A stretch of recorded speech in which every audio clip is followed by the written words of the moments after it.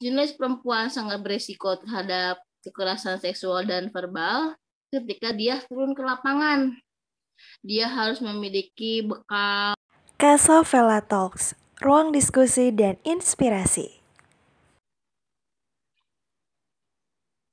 Hai everyone, gimana kabarnya kamu di hari ini? Semoga selalu sehat dan pastinya happy. Semua aktivitas juga bisa berjalan dengan lancar. So, seperti biasa ya, Tiwika Safela ada di sini nemenin kamu buat ngobrol-ngobrol nih sama teman-teman aku, kenalan aku yang bisa ngasih insight baru buat kamu. So, hari ini ada Kak Anda Mahardika. Jadi aku kenal sama Kak Anda ini udah cukup lumayan lama atau sebentar gimana ya, tapi udah dari tahun 2018. Jadi Kak Anda ini jurnalis juga gitu. Aku ketemu waktu liputan kuliner. Jadi guys, dulu tuh Kak Anda ini adalah sahabat kuliner aku bareng ada satu lagi ya, dulu di Tribun Jabar juga kita selalu kongkow bertiga kulineran keliling ya di Bandung, mau di hotel, kafe, segala macam gitu, selalu bersama-sama. Jadi dulu tuh ya ampun happy banget deh ya. Cuman karena sekarang kesibukan udah berbeda, kita juga udah lama gak ketemu. Jadi sekalian aku pengen sapa-sapa lagi ke Anda, pengen sharing juga gitu. So, kita langsung sapa aja, ada Kak Anda Mahardika. Hai Teteh.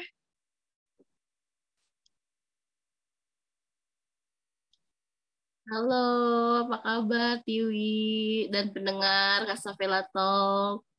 Sukses selalu ya, ya ampun, suatu kehormatan bisa berbicara dengan Tiwi di channelnya yang keren-keren pembahasannya. Aku sering dengar, sering lihat, dan sangat menginspirasi. Semoga aja bisa makin banyak subscribernya ya, Tiwi ya. Amin, thank you banget Teh. Ya, Teteh gimana kabarnya? Sehat-sehat sekarang? Keluarga juga? Alhamdulillah gitu.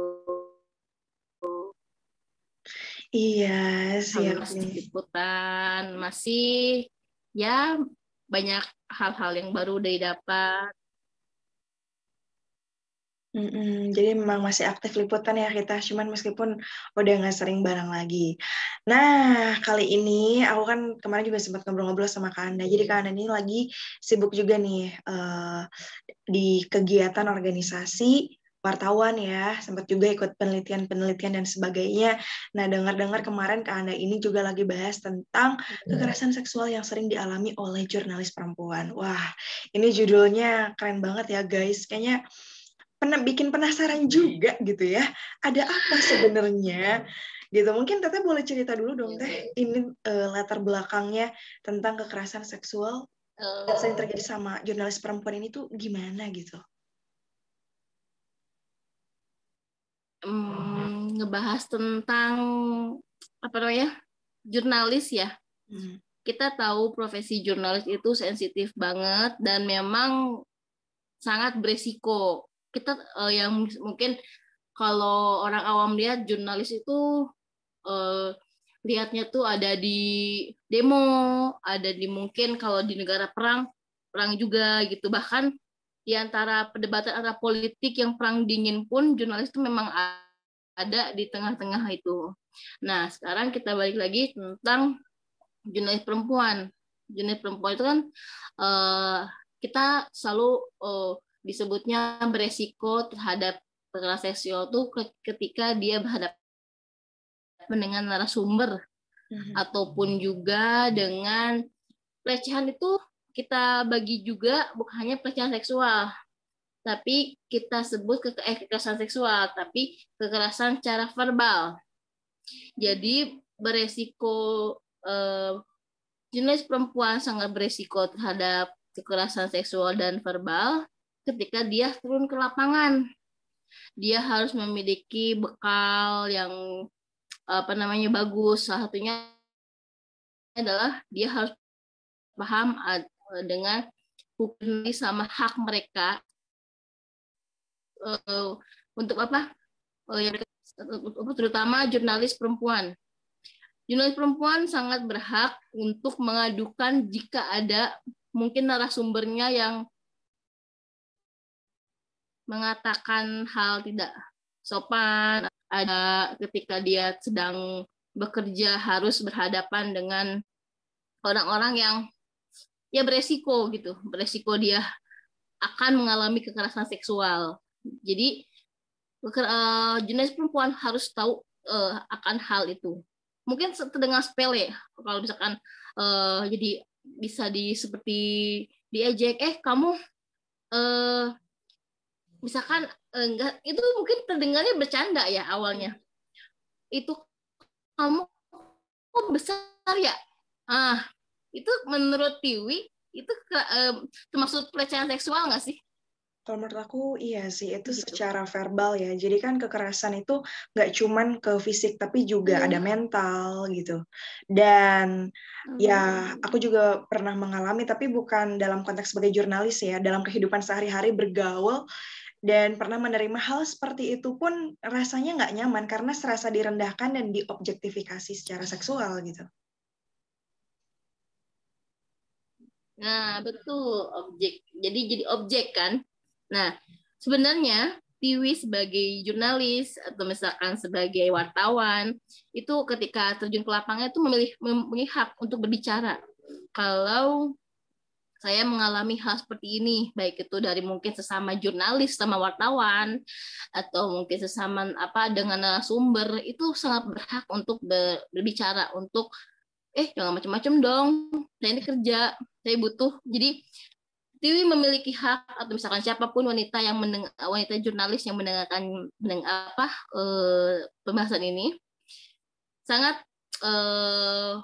memiliki hak untuk berbicara. Ada satu artikel nih ya yang saat ini saya soroti.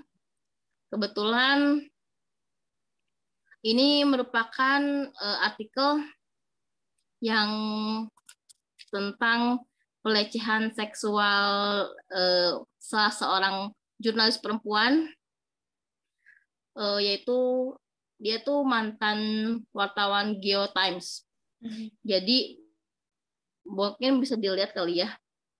Kayak mana ya, nggak bisa atau nanti ya saya aku minta linknya aja teh biar aku tampilin. Oke. Aku kirim ya. Nah, di artikel ini tuh menunjukkan kalau wartawan itu sangat rentan terhadap hal-hal seperti itu, pelecehan-pelecehan atau misalkan kekerasan-kekerasan yang kadang-kadang selalu diabaikan gitu. Jadi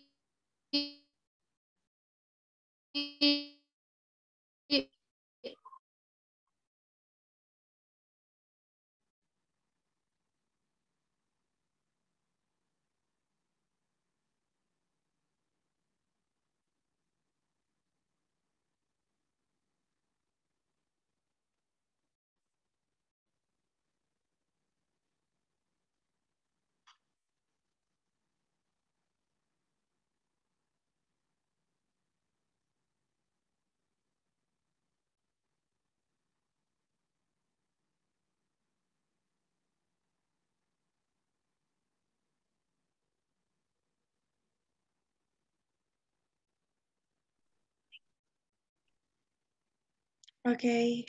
Hai Teh.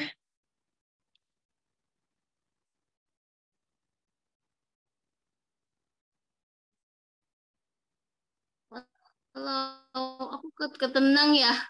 Iya. Kayaknya koneksi aku jelek deh. Iya. Maaf. Tadi itu kita lagi bahas ini Teh, soal artikel. Nah, itu artikelnya gimana tuh Oh Teh? iya, nih aku sudah kirim di di kamu, Say. Bisa dilihat. Oke, nanti kita tampilkan. Tapi kita boleh cerita itu seperti apa tuh Teh? Jadi ini tuh tentang kekerasan seksual yang dialami oleh mantan wartawan Geotimes. Ini tuh dikecam oleh AJI, Aliansi Jurnalis Independen Jakarta, dan Lembaga Bantuan Hukum Pers yang membenarkan bahwa pernah mendapatkan aduan dari seorang wartawan perempuan di Geotimes yang diduga menjadi korban kekerasan seksual. Laporan ini diterima dan dan korban berinisial IW sekitar. Jadi kadang nih kasus kekerasan seksual itu sangat lama untuk direspon karena yang namanya kita aja jangan dilihat dari profesi. Untuk kasus kekerasan seksual itu karena tidak terlihat, si korban akan sulit menunjukkan bukti kalau dia mengalami kekerasan seksual karena ya hanya bisa banyak sekali akhirnya kasusnya tersebut tertunda atau mungkin terlupakan karena buktinya nggak terlihat. Kalau kekerasan seksual itu tidak akan terlihat. Paling yang bisa membuktikan visum itu pun kalau yang udah benar di step yang udah step ke hukum. Nah, jadi wartawan atau misalnya jurnalis memiliki hak untuk mendapatkan perlindungan hukum agar dia merasa nyaman ketika dia bekerja, begitu. Tapi nih Teh, untuk kasus kekerasan seksual terhadap jurnalis perempuan ini, apakah cukup banyak atau beberapa aja nih Teh sejauh ini? Mungkin di sini saya mau nunjukin ya, ada banyak di data yang Aliansi Jurnalis Independen rangkum di tahun 2001, sebentar ya. Aku ngambil datanya dulu.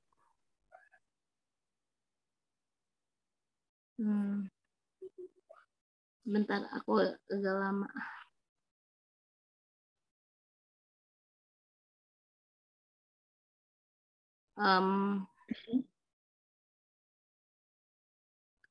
Yep.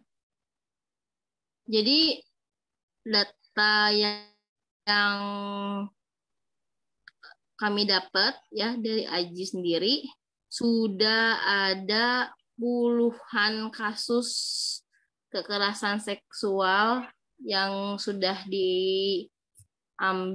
sudah dirangkum, udah yang terdata baru itu yang mungkin yang mengadu ya, yang dari tahun 2000 sekian, terakhir datanya diambil 2021 itu sudah ada puluhan kasus itu yang mengadu, yang ngomong, yang speak up. Jadi sangat beresiko sekali untuk jurnalis perempuan berbicara. Dia membutuhkan perlindungan hukum sehingga dia nyaman untuk berbicara, begitu. Tapi nih Teh, ini tuh biasanya yang kayak Yep. Ini dilakukannya berarti sama dari narasumber itu ya. Nah, ada nggak sih kayak penyebab khusus gitu kenapa terjadi pelecehan itu? Apakah karena memang karakter dari orangnya aja atau ada hal-hal lain juga nih Teh?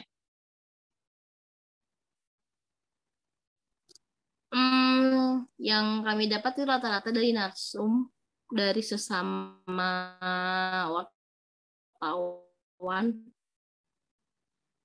Jadi itu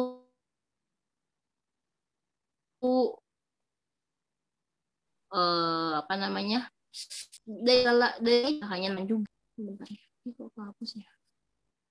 bahkan mungkin di kantornya.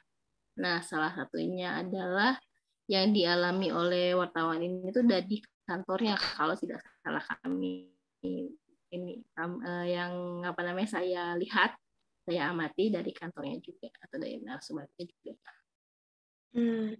Iya. Nah, ini tuh pada akhirnya gimana Teh setelah ada laporan-laporan itu gitu ya? Apakah ditindaklanjuti juga atau sampai saat ini masih sebatas laporan?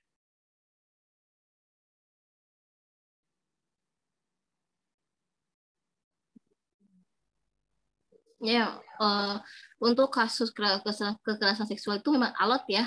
Jadi terbilangnya alot, terbilangnya memang sangat lama untuk diproses karena jangankan untuk perlindungan kekerasan seksual profesi kepada kekerasan seksual yang dialami. Tadi itu kita sampai bahas kalau misalnya kekerasan seksual ini bisa dialami oleh jurnalis perempuan dimanapun berada gitu ya.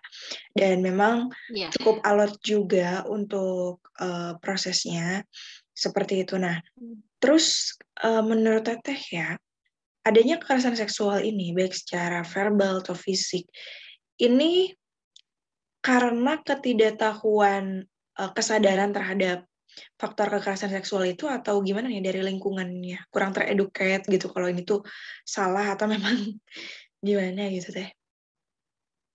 Ya, bisa jadi karena faktor ketidaktahuan ya. Gimana banyak sekali yang menganggap hal ini tidak penting, padahal sebenarnya ini sangat penting untuk jurnalis melindungi dirinya gitu. Dan banyak juga yang merasa, oh jurnalis perempuan ya, karena kan itu kalau misalkan mau disebut gender ya, dibilangnya rata-rata kita lihat sendiri, kita sadar sendiri, jurnalis rata-rata kebanyakannya adalah laki-laki atau pria.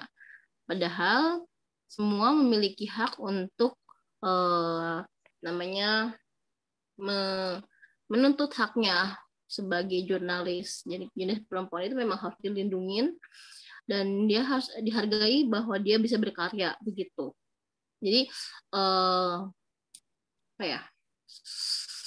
Ya memang banyak sekali yang harus diedukasi selain dari secara individu dulu. Secara individu jenis harus tahu kalau dia memiliki hak ini, terus kemudian kita harus lebih luas lagi organisasi jurnalis yang bisa melindungi dirinya dan lebih luas lagi bagaimana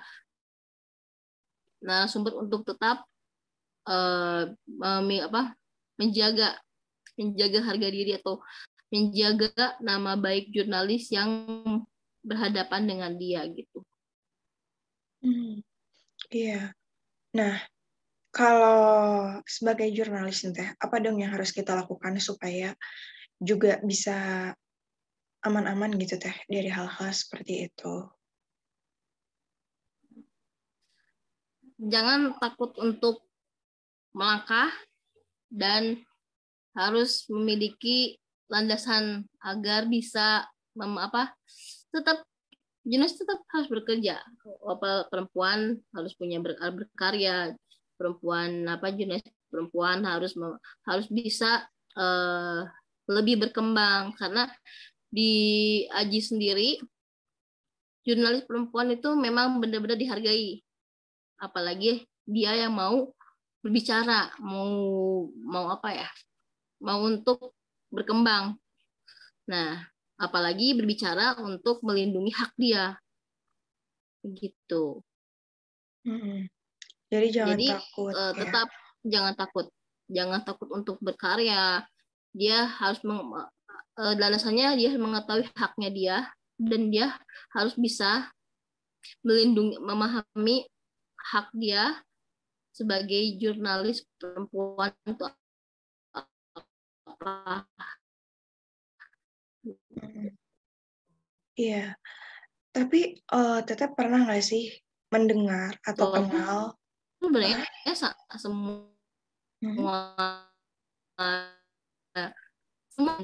untuk profesi dia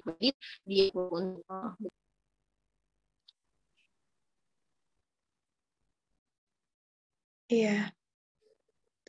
Tapi Teteh pernah nggak sih mendengar atau tahu gitu ada teman Teteh jurnalis perempuan yang pernah mengalami kekerasan secara verbal atau fisik ini?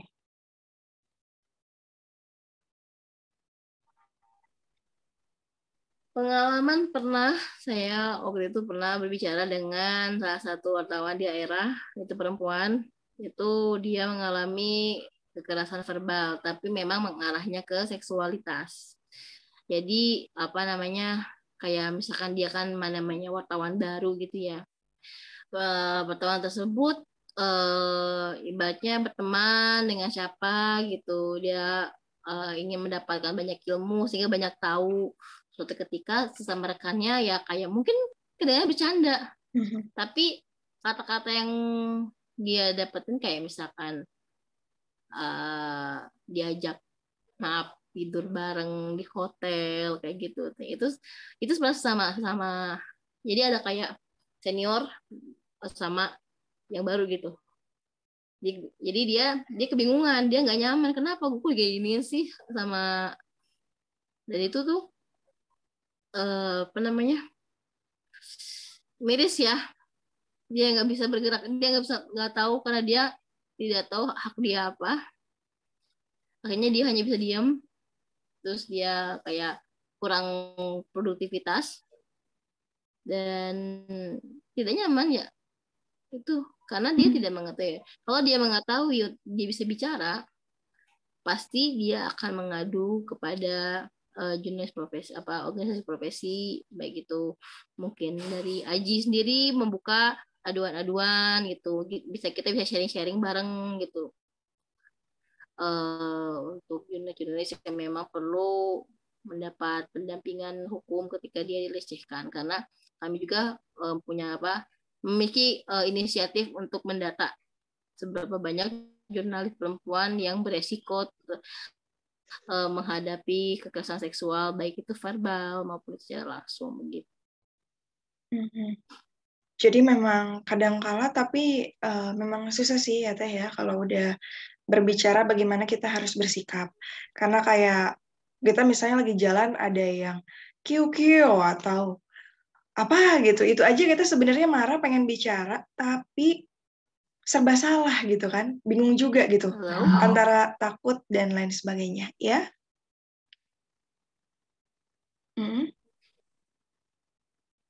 Iya Teh.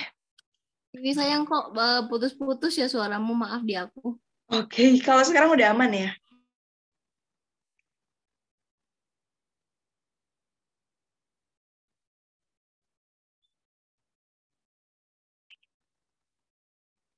Halo. Ya, koneksi aku yang jelek ya, maaf ya. Enggak apa-apa. Pendengar Kasavela Talk. Tapi memang itu ya, ya Teh ya, maksudnya salah satu hal yang juga menjadi trouble adalah kadangkala kita dapat ya kayak catcalling gitu, atau mungkin ucapan-ucapan verbal kita ingin marah gitu atau apa, tapi kayak masih banyak serba salahnya gitu. Antara takut, nanti jadi masalah, atau nanti kita malah semakin dilecehkan. Nah, banyak hal-hal seperti itu gitu, termasuk juga mungkin yang pernah Tiwi alamin gitu ya, kalau misalnya lagi jalan, terus ada orang random aja yang ngomong sembarangan gitu, atau mungkin temen circle biasa, tapi tiba-tiba ada hal-hal yang ngomongin gak enak gitu. Nah, sebenarnya kalau misalnya kita di posisi seperti itu, misalnya ya, apakah kita harus langsung ngelawan, atau ya udah kita biarin terus kita laporin aja gitu Teh? Kita lihat dulu. Sebenarnya yang bagusnya sih memang kita harus punya ukur dulu ya. Ukur, kita punya pegangan setelah sudah sangat udah benar keterlaluan ya, kita bisa untuk mengadu, tapi kita lihat dulu perkembangan diri dia, tapi kita berhak untuk berbicara, kita berhak untuk untuk melindungi diri kita berhak untuk tahu hukum-hukumnya. Mungkin nanti next aku bakal tunjukin beberapa hak wartawan kalau diundang lagi sama Kasavela Talk. Boleh dong. Aku nunjukin juga beberapa undang-undang yang memiliki hak yang harus diketahui oleh jurnalis perempuan ketika ada di lapangan, ada sedang bekerja gitu. Gitu. Mungkin kalau sekarang belum ada kesiapan kali. Siap. Jadi memang ya. Iya, kita juga harus tahu gitu ya, harus lebih aware ya. Apalagi hal ini bisa terjadi kapan aja, di mana aja. Dan tadi seperti yang Atta ceritain, meskipun cuman kayak kekerasan secara verbal, tapi itu dampak psikologinya bisa panjang ya. nggak cuman kayak, apalagi kalau misalnya kekerasannya lebih daripada itu. Nah, ini bisa menimbulkan trauma dan hal-hal negatif lain gitu.